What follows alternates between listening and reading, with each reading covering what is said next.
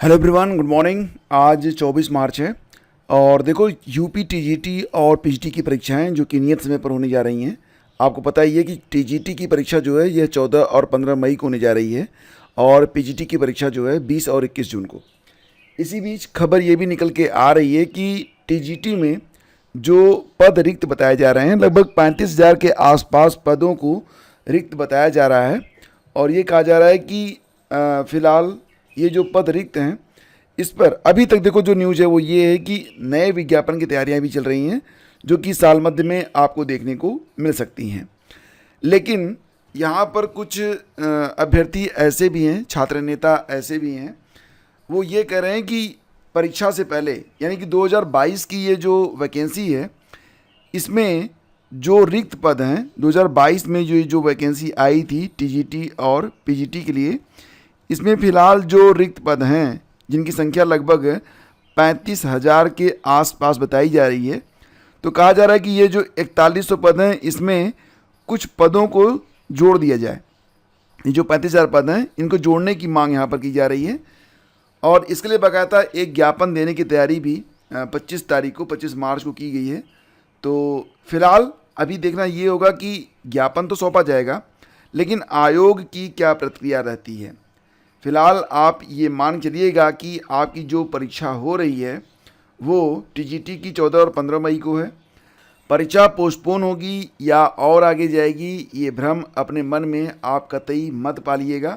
कारण ये है कि आगे जो शेड्यूल है बहुत ही व्यस्त है। आपने देखा है कि आरओ की परीक्षाएं हैं, यूपी पीसीएस 2024 का मेंस होगा और फिर मुख्य परीक्षा भी है। तमाम अन्य परीक्षाएं जो कि यूपी SSC लेवल पर हैं वो भी हैं। पीटी 2025 का आयोजन भी इसी वर्ष किया जाएगा जिसके लिए अभी विज्ञापन जारी नहीं हुआ है। उम्मीद की जा रही है कि अप्रैल में पहले या दूसरे सप्ताह तक आपको नया विज्ञापन यूपी पीटी यानी कि यूपी SSC पीटी का भी देखने को मिल सकता है। तो ये फाइनल डेट्स हैं, 14 और 15 मई टीजीटी के लिए, 20 और 21 जून पीजीटी के लिए, ये फाइनल डेट्स हैं। तो इसी डेट पर आपको अपनी तैयारी को आगे बढ़ाना है। रही बात ये कि जो सीटें रिक्त हैं, अब यहाँ पर मैं आप लोगों से खुद पूछना चाहूँगा कि आप क्या चाहते हैं कि यथाशीघ्र एक नया विज्ञापन जारी हो और या फिर इन पदों को जोड़ा जाए। आप थोड़ा कमेंट करके बताइए। मुझे तो यही प्रतीत होता है कि फ़िलहाल ये जो परीक्षा है अब काफ़ी निकट है, तो इसमें पदों को ना बढ़ाते हुए सीधे सीधे ये परीक्षा करवा ली जाए और एक नया विज्ञापन आ जाए तो ज़्यादा बेहतर रहेगा। I think so. लेकिन आपको क्या लगता है आप बताइएगा।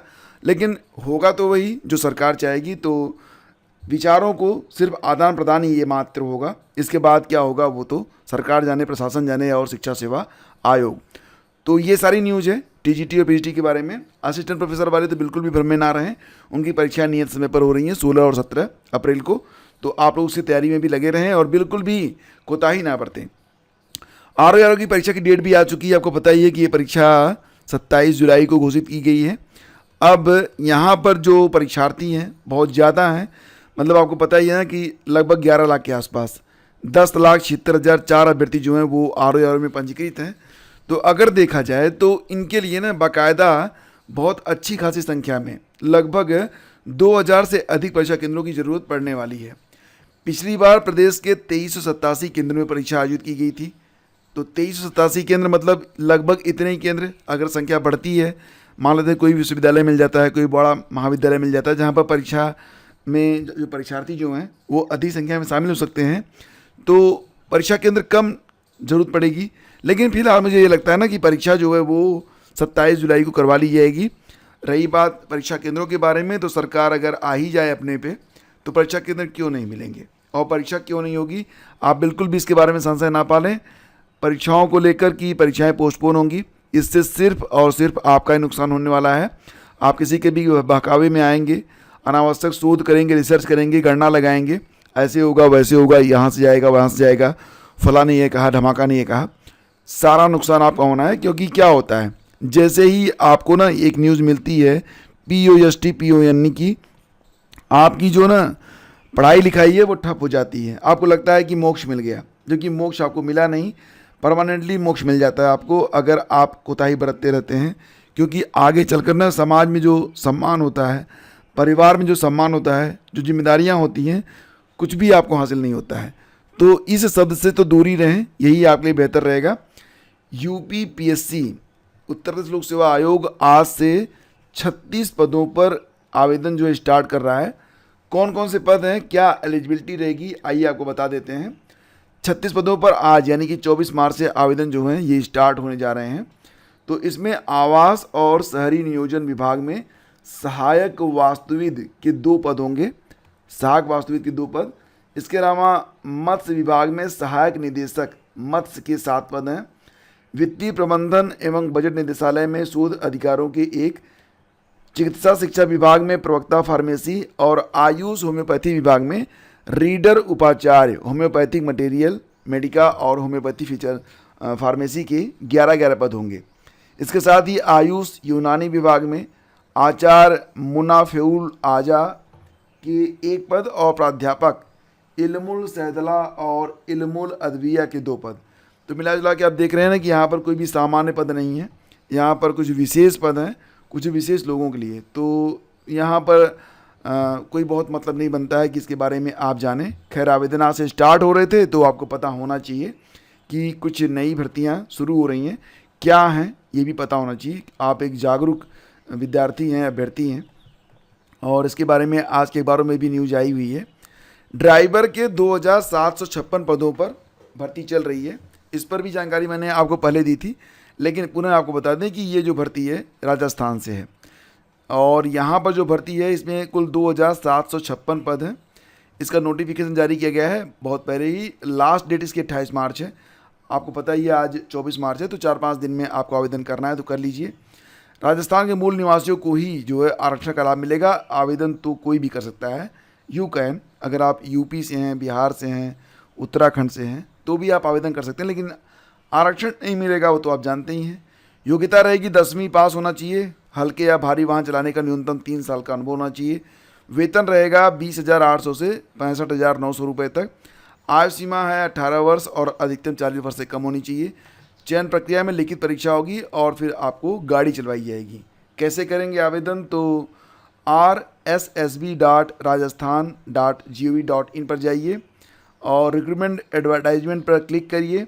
इसके बाद जो आएगा ड्राइवर 2024 के आगे डिटेल्ड एडवर्टीजमेंट पर क्लिक करें, then after you can apply. तो आप अप्लाई कर सकते हैं, ठीक है।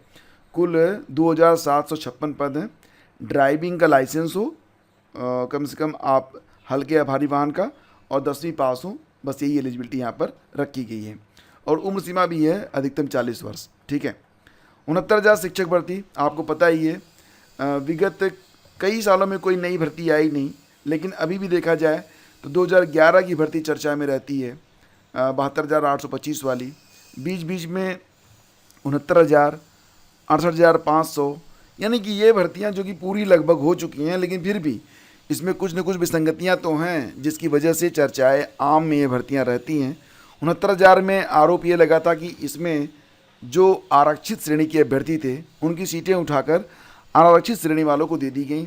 अब यहाँ पर कुछ ऐसे भी अनारक्षित श्रेणी के जो अभ्यर्थी हैं वो चयनित हो गए हैं जो कि बॉर्डर लाइन पर हैं, और जैसा कि डबल बेंच ने कहा था हाई कोर्ट के कि फिर से लिस्ट बनाई जाए और फिर से एक तरीके से भर्ती की जाए। तो ये जो बॉर्डर लाइन वाले हैं जो फ़िलहाल नौकरी कर रहे हैं 3-4 सालों से, वो तो बाहर हो जाएंगे, ये तो पक्का है, क्योंकि बॉर्डर लाइन पे हैं। इसका मतलब ये है कि उन्हें जो रिजर्व कैटेगरी की सीटें थी उन्हीं सीटों पर उनको स्थान दिया गया था, तो वो तो बाहर हो जाएंगे। लेकिन अब यहाँ पर सारी बात जो है सुप्रीम कोर्ट में पहुँच चुकी है। सुप्रीम कोर्ट में विगत कई महीनों में कई बार तारीखें जो है लगाई गई, लेकिन अभी तक कुछ भी पता नहीं चला कि मतलब एक फाइनल हियरिंग कब होगी। बस डेट लगती है, सुनवाई नहीं होती है। अभ्यर्थी यहाँ पर अब नेताओं के पास जाते हैं, धरना प्रदर्शन करते हैं कि कम से कम आप लोग कुछ करिए, लेकिन अभी फ़िलहाल तो यहाँ पर कुछ होता हुआ प्रतीत नहीं हो रहा है। राज्य कृषि सेवा परीक्षा में पूछी गई एआई की परिभाषा। आपको पता है कि यूपीपीएससी के द्वारा सम्मिलित राज्य कृषि सेवा मुख्य परीक्षा रविवार से स्टार्ट हो गई है। 268 पदों पर भर्ती के लिए परीक्षा लखनऊ स्थित उत्तर प्रदेश लोक सेवा आयोग के शिविर कार्यालय में 26 मार्च तक आयोजित होगी।